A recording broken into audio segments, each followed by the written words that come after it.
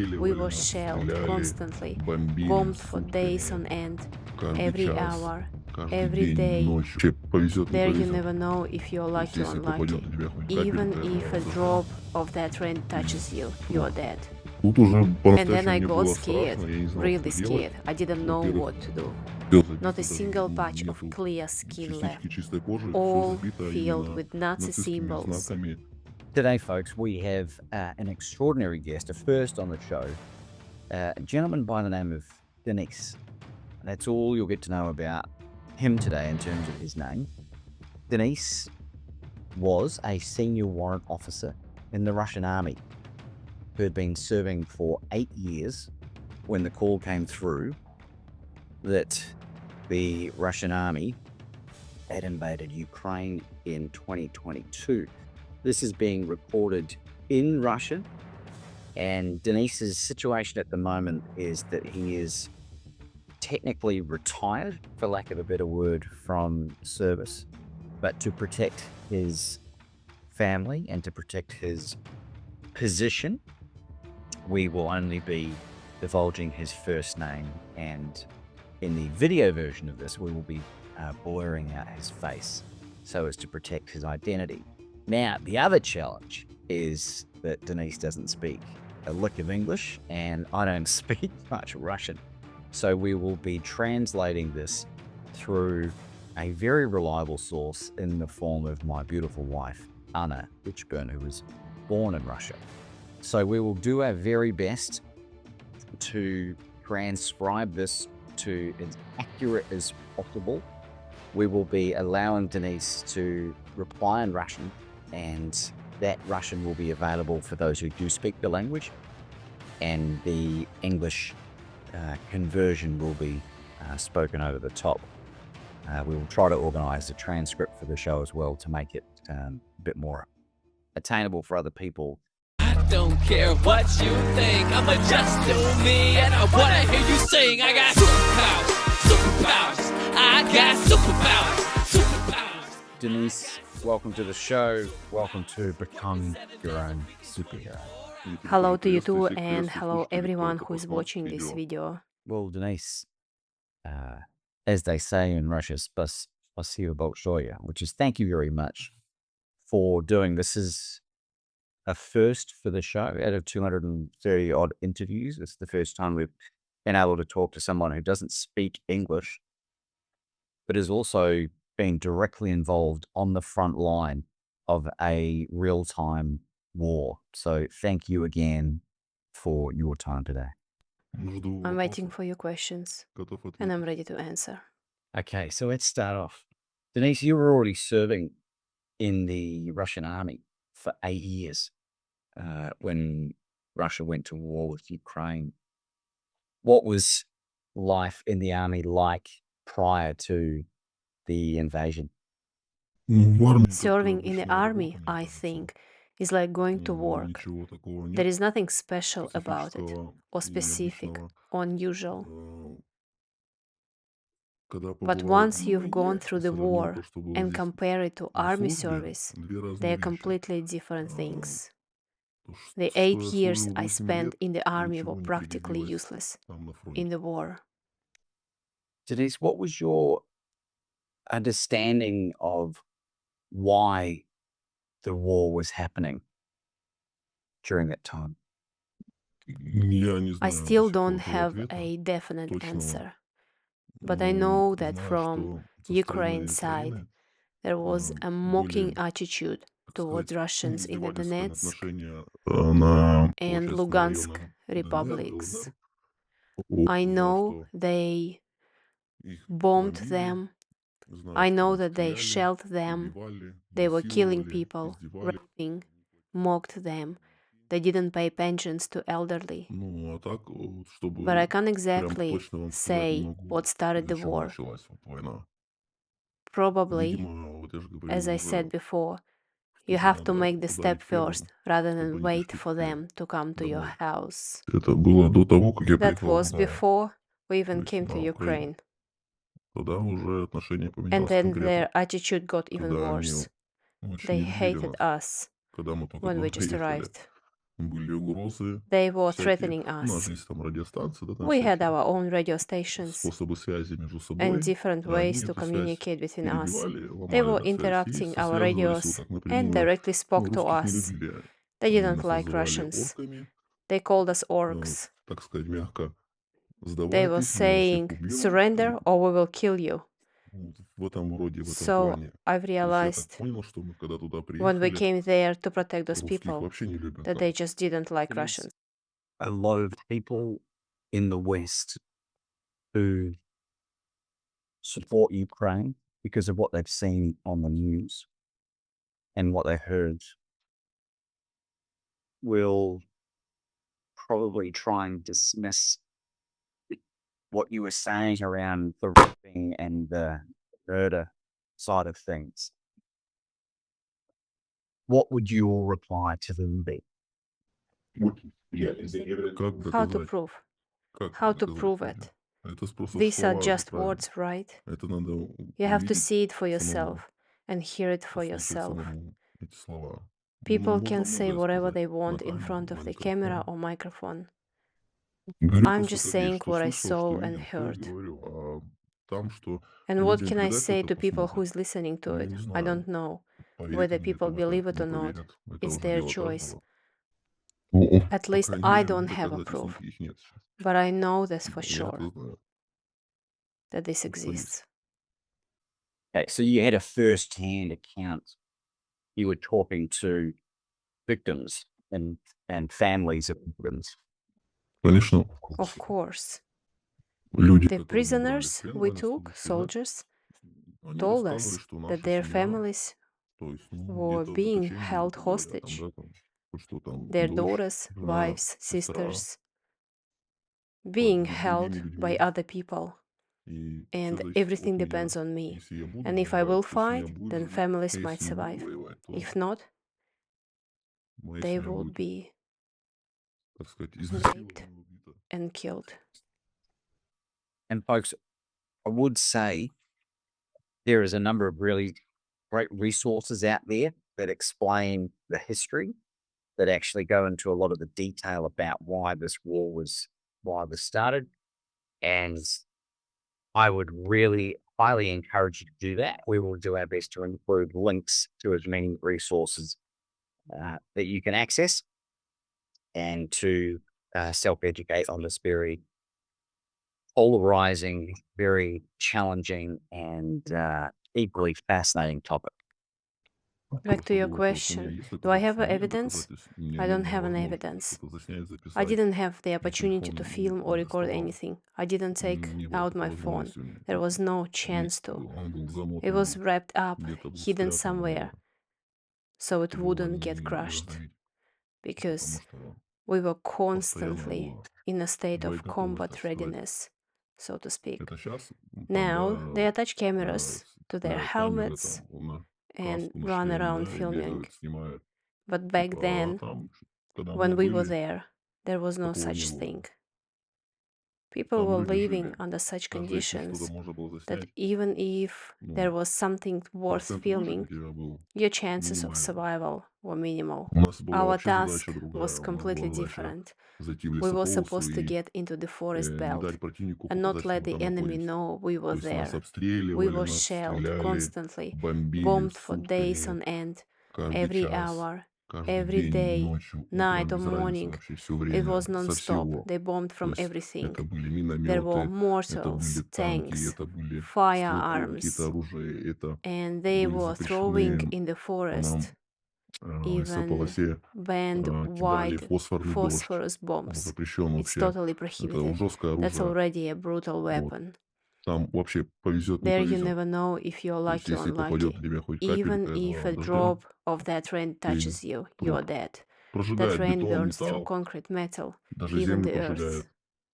Denise, I know a lot of people are really intrigued to know the truth, or as close to the truth as possible, about what happened on the front line. And you were one of the first platoons or battalions, or whatever you want to call it, that was sent at the beginning of the war. In as much detail as you would like to share and are comfortable sharing, Can you give us an example of anything that you want to share that took place on the front line? In the beginning, it was, in my opinion, the hardest time. No one knew how to fight. Not our side, not theirs. There were many senseless losses. So that was at the beginning of the war. What would you say? How would you describe Russia's military might, their ability now as of 2025? Now, of course, our army is performing at a much higher level, more thought out, fighting in a smaller groups, not like before. They are using minimized units now, trained people, and within those units, there are individuals who have already spent time in combat and have a real experience. These experienced soldiers lead the groups now, and that didn't happen before. And back then, everyone had wide eyes, running around asking what to do. But now they're more focused, more deliberate, but not everywhere. I still ask around because I have friends who are still at war. We talk when they come home on leave, and I ask, how is it, where, when? And they tell me sometimes it goes well, sometimes it doesn't. In some places, there are heavy losses. In others, things are going smoothly. It's just like on the Ukraine side. Sometimes things work out for them, sometimes don't. I'm guessing it's a lot more challenging when you're going into enemy territory versus the enemy coming into yours. Of course. You don't know anything what's waiting for you on the front line and what to expect every minute. You are constantly on alert. Psychologically, it's very hard. Constantly thinking, constantly watching. You can't sleep, can't eat, can't even go to the toilet. You are just on edge all the time, not knowing what will happen the next second. And pardon the interruption, it's Laban Ditchburn here, affectionately known as the world's best courage coach. And if I'm someone that you've been listening to or watching on this podcast that you resonate with in some way, and you see me as being a possible solution to some of your biggest challenges, I would love to make available to you today a complimentary transformational coaching session. And I have limited space available. If this is something that resonates with you, go into the show notes or in the YouTube or the Rumble, find the scheduling link, book the time on your calendar, and let's get this started. Now, back to the show. Denise, you were injured 6 weeks into your tulip, your first tulip. You happy to talk us through what happened? Yes, I drove over a mine. Do you want some details? We had an assault unit, and I was their senior sergeant. The senior sergeant is responsible for food, general supply, and comfort for the soldiers. And that's really hard because when people are sitting in an ambush, I still have to feed them, give them water. And every morning I would go to a certain point to collect food, water, cigarettes, ammunition, everything needed to make sure the guys were fed and dressed. I even picked up clothes. And it's honestly tough because you risk your life every single day just to get there. Because as soon as the truck starts in the morning, for example, I would drive every morning and it was good when it was foggy and no one could see anything, but in clear weather it was dangerous.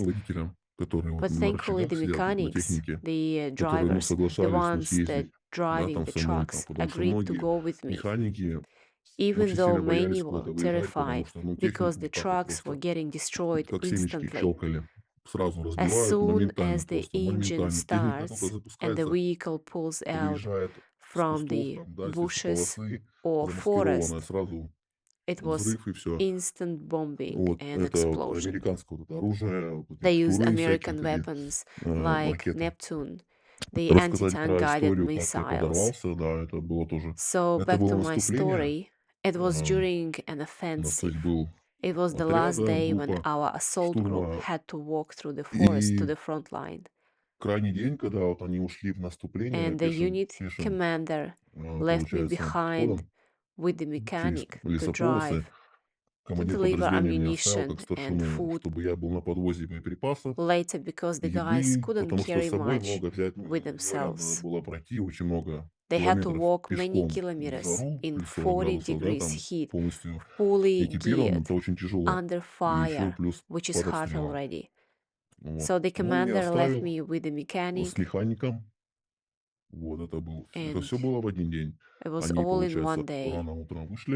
Early morning, they left, and I went to collect the supplies, ammunition, food, water. I packed the whole vehicle. We drove to the village where the group had gone, but I remember I couldn't find a mechanic to drive the truck over there because no one wanted to drive there. Everyone knew how it would end.